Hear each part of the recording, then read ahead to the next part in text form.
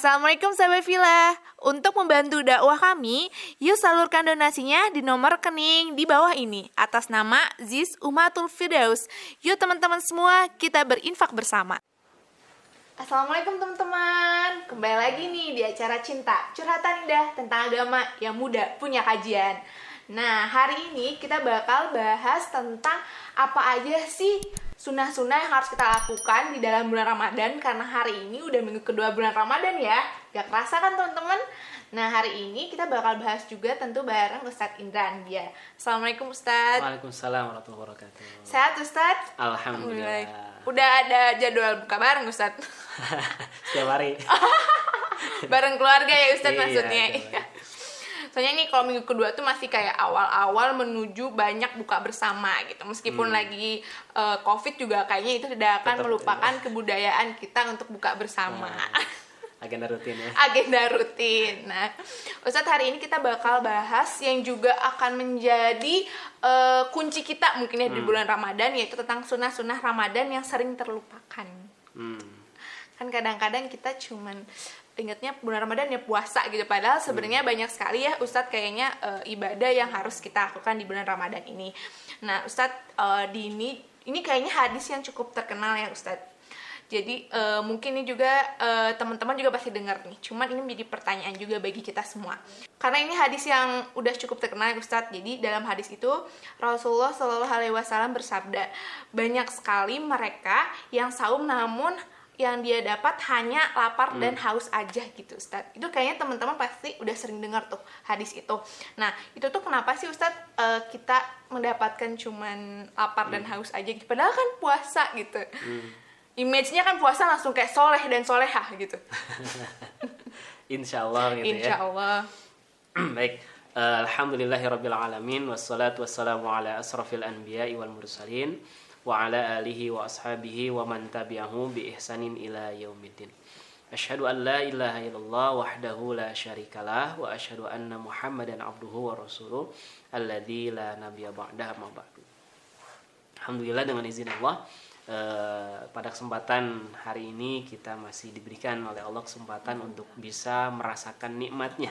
Ya, nikmatnya melaksanakan ibadah saum di bulan Ramadan.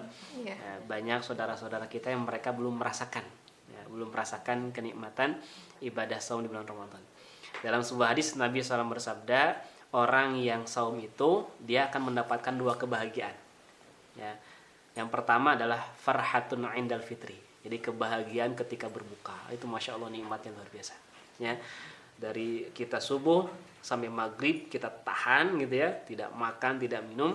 Ketika maghrib kemudian kita berbuka, itu nikmatnya luar biasa, tidak akan dirasakan oleh mereka yang tidak melaksanakan puasa gitu ya. Kemudian yang kedua, kebahagiaan yang kedua adalah ketika orang itu berjumpa dengan Allah Subhanahu wa taala. Ya, itu kebahagiaan yang akan didapatkan oleh mereka yang melaksanakan ibadah saum. Nah, sekarang betul itu sebuah hadis ya, diriwayatkan dalam kitab Sunan Ibnu Majah ya. Nabi SAW bersabda, rubba sa'imin laisa lahu min siyamihi ilal ju'. Ya. Jadi banyak sekali. Itu kalimatnya pakai kalimat rubba. Jadi rubba itu begitu banyak ya. Banyak sekali orang-orang yang melaksanakan saum tapi sayang. Saumnya itu hanya sekedar menahan lapar saja. Ya, wa rubba qaimin laisa lahu min qiyamihi ila sahar. Ya, lanjutan hadisnya, dan berapa banyak orang yang melaksanakan sholat malam tapi sholat malamnya hanya sekedar bergadang saja. Ya, tidak ada nilai pahalanya. Nah, kenapa bisa seperti itu? Karena begini, ibadah saum itu bukan hanya sekedar menahan lapar dan haus saja. Bukan hanya sekedar itu, ya.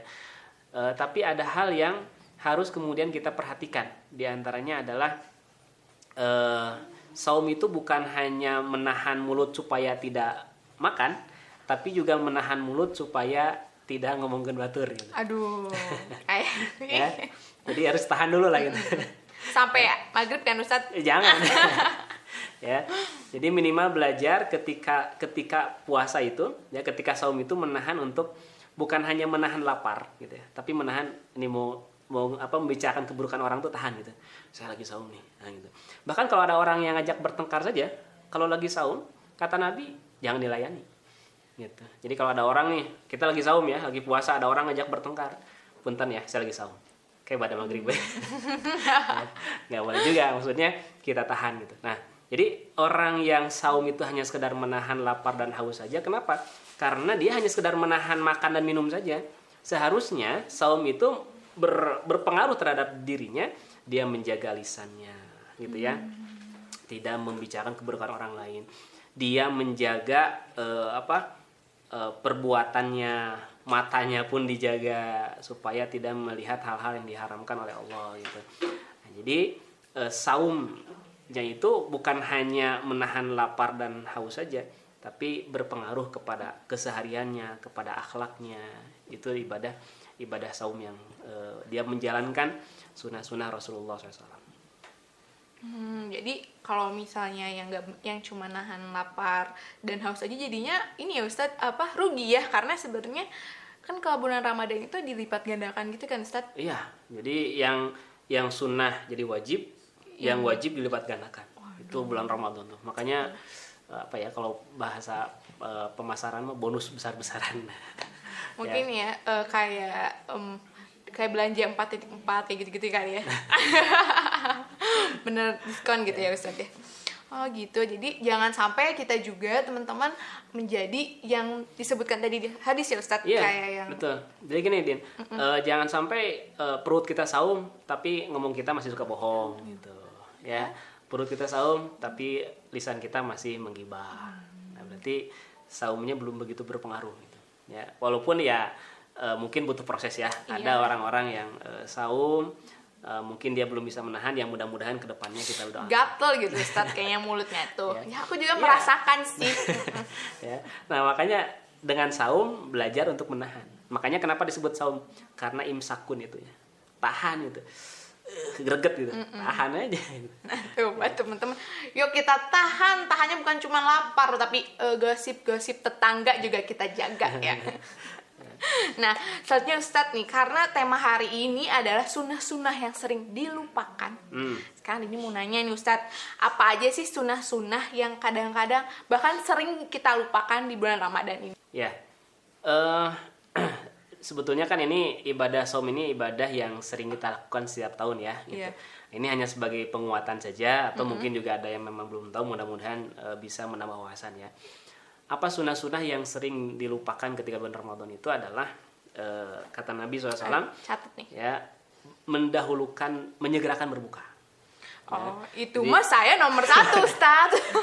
Ya, gini, ada hal yang sering kita lupa. Biasanya kalau orang ya, misalnya kalau kita berbuka itu langsung fokus ke makan. Nah, padahal di situ ada waktu di mana Nabi menganjurkan kita memperhatikan, bahkan berdoa pada waktu itu. Oh iya, berdoa dulu. Betul. Berdoa ketika kita berbuka. Ya, jadi bukan hanya doa buka saum, bukan. Bukan hanya itu. Ya, tapi kita berdoa di waktu itu. Oh, gitu. Kenapa sering dilupakan ya? Orang udah lapar gitu. Iya, udah lupa aku juga bahkan. Ya. Oh, gitu. Tapi itu waktu yang prime time gitu, kayak yang diijabah kayak gitu. Iya. Nih, dalam hadis Ibnu Majah, Inna lis-shaimi 'inda fitrihi la da'watan ma turaddu. Jadi bagi orang yang saum itu ada doa yang ketika berdoa ketika dia berbuka la turaddu, tidak akan ditolak oleh Allah. Aduh. Ya. Langsung aku siap berdoa. Jadi kan Ustaz. sering kita gitu ya. Kalau buka itu fokus dengan makanan. Iya. Apalagi sebelum buka sudah disiapkan berbagai makanan. Bahkan pas nyiapinnya aja saya udah suka ngiler gitu, Ustaz. Ya. Nah, jadi teman-teman sekalian, gunakan momentum ketika kita berbuka itu adalah waktu di mana Allah akan mengabulkan doa kita. Ya, jadi kita buka dulu nih, kita baca doa, kita baca dulu ya, kita baca sebelum kita berbuka itu kita berdoa dulu. Makanya kalau para ulama itu menganjurkan 5 menit, 10 menit atau mungkin 15 menit sebelum kita berbuka, kita sudah duduk gitu. Ya, berdoa di situ. Ya. Gitu. Sebelum atau sudah buka sih Ustaz? Sebelum. Oh, sebelum. Ya. Jadi sebelum kita berbuka, karena ketika berbuka kita kan baca doa. Iya. Ya, nah sebelumnya kita berdoa dulu nih. Sebelum kita minum atau apa gitu ya, kita berdoa dulu di situ. Ya. Jadi sambil nunggu azan tuh waktunya kita untuk berdoa untuk juga. berdoa. Gitu. Gitu. Jangan sibuk bikin bala-bala, itu mah kayaknya ibu-ibu lagi bikin bala-bala supaya anget gitu. Jadi disiapkan sebelumnya gitu. Iya. Apa-apalah rada nggak anget juga. Ya gitu. Jadi itu sunnah yang sering dilupakan karena memang momen pada saat itu kita sibuk. Iya, Ya, betul. sibuk mempersiapkan makanan-makanan gitu.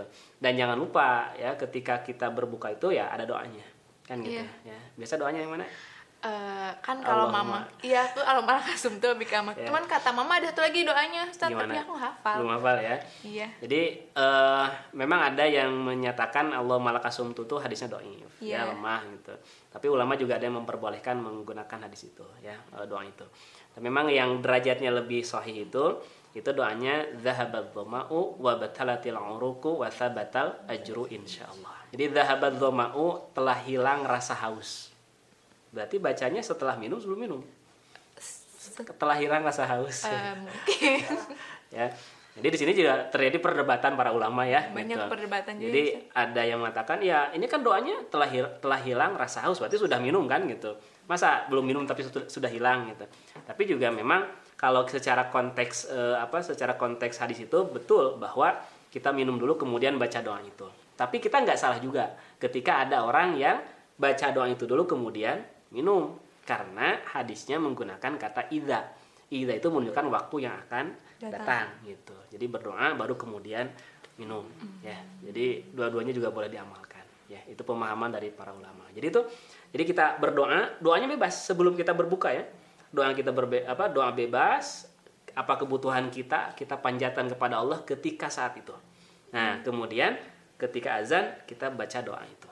Gitu. Ya, itu sunnah yang sering dilupakan. Kemudian yang kedua di antara sunnahnya memang sahur ya. Sahur kenapa nih Sahur. Ustaz sahur? Jadi fa inna fis sahuri barokah. Karena pada sahur itu ada keberkahan. Nah, kalau Nabi itu sahurnya agak diakhirkan. Ya, agak diakhirkan. Nah, memang sunnahnya sahur itu diakhirkan. Jadi jangan sampai sahur jam 1 malam. Nanti keburu lapar lagi. Keburu lapar lagi. Ya, itu sunnahnya ya. Jadi kita mengakhirkan makan sahur, menyegerakan berbuka. Gitu. Bisa jadi kan kersoleh-solehna dini kan misalkan Iya, jam 12 aku udah sahur Ustaz. ya, atau pas buka gitu udah azan maghrib saya masih kuat deh gitu. Saya mau lanjut aja langsung Nah besok. itu nggak boleh. Tetap sunnahnya adalah menyegerakan. Ada orang-orang yang ketika azan maghrib tuh dia memang nggak terbiasa makan gitu, tapi cukup ya minimal batalin saja dengan minum. Kalau Nabi kan biasanya kurma ya. Makanya kan sunnah Nabi itu kalau buka sahur memang pakai kurma. Kalau kita bala-bala, cendol, es buah, Ustaz banyak. seblak ya gitu. Makanya suka ada gurauan gitu ya di kalangan teman-teman itu. Kalau buka sahur sama kurma itu sunnah. Ya, tapi kalau bala-bala wajib. Itu betul. Itu betul Ustaz. Gitu. Jadi itu wajib gitu ya. Rasanya tuh gak afdol gitu ya. Kayak ada yang kurang nih, apa yang kurang ya gitu. Itu mungkin lidah kita ya, lidah kita memang harus begitu. Tapi ya itu sudah kebiasaan di kita ya. Mohon maaf gitu. Enak Ustaz. Ya, walaupun dokter tidak menganjurkan sebenarnya ya. Memang bagusnya ketika kita berbuka itu dengan kurma. Nabi itu biasanya tiga butir. Karena kalau Nabi makan kurma itu biasanya ganjil gitu. Ya, 3 butir, 5, kita mah 11. Kita bala-balanya 3 Ustaz. Gitu. Nah, itu sunnah-sunnah yang memang dianjurkan ya oleh Nabi SAW. Jadi mengakhirkan sahur, kemudian menyegerakan berbuka. Ketika sebelum berbuka di situ ada doa, ya sok doa sebanyak-banyaknya di situ, gitu. Kalau perlu ngariung kumpul semua keluarga sebelum berbuka berdoa dulu di situ. Wah, insyaallah ya Ustaz bener. Yang sejujurnya yang pertama ini sering lupa gitu kayaknya. Oh ternyata itu ada waktu yang dijabah gitu. Iya, biasanya kan kita ketika menunggu azan itu riuh di dapur Ustaz, maaf curhat jadinya. ya, riuh di dapur atau sibuk ngobrol kan gitu. Iya. Ya. Gitu. Oh, gitu. Terus ada lagi nggak Ustaz? Ya, apalagi sunnahnya sunnah ketika di bulan Ramadan itu ya sebagaimana Nabi SAW mengajarkan kepada kita untuk memperbanyak sedekah, ya sedekah. Karena Nabi SAW itu adalah orang yang dermawan dan beliau lebih dermawan ketika di bulan Ramadan. Ya, jadi tidak ada manusia yang paling dermawan di bulan Ramadan kecuali Rasulullah SAW. Ya, jadi ini luar biasa di luar bulan Ramadan saja ya. Kalau ada orang yang memuji Nabi, misalkan ada seorang sahabat, beliau bilang, Rasulullah sorbanmu indah sekali. Sama Nabi dibuka sorbannya, dikasihkan gitu. Subhanallah banget. Sampai kayak gitu. Kita mah ada. Kita mah ini bajunya bagus ya, bagus, alhamdulillah. Malah sombong, malah congkak gitu kebawaannya tuh ya. Salah ya Allah, astagfirullah. Gitu. Jadi itu teman-teman sekalian ya. Jadi kita berlatih ya. Kita berlatih dengan bulan Ramadan ini, kita amalkan sunnah Nabi yaitu dengan memperbanyak sedekah. Siap Ustadz. Kita kan mau ini ya, target kita Ramadan ini Ramadan yang lebih baik dari sebelumnya gitu. Insya Allah. Jadi kita udah dengar sunah-sunahnya, ayo kita laksanakan bareng-bareng. Ada lagi nggak Ustadz sunah-sunahnya? Memperbanyak baca Quran. Oh iya benar. Ya, memperbanyak baca Quran. Dan tadi jadi doa ya. Jadi doa itu bisa tadi sebelum menjelang berbuka, atau memang ketika kita saum, dari mulai kita beres makan sahur sampai menjelang maghrib kita perbanyak doa ya. Karena itu ada yang unik. Ayat tentang saum itu 183 sampai 187. 186 itu berbicara tentang doa. Jadi 183, 184, 185, 187 itu berbicara saum.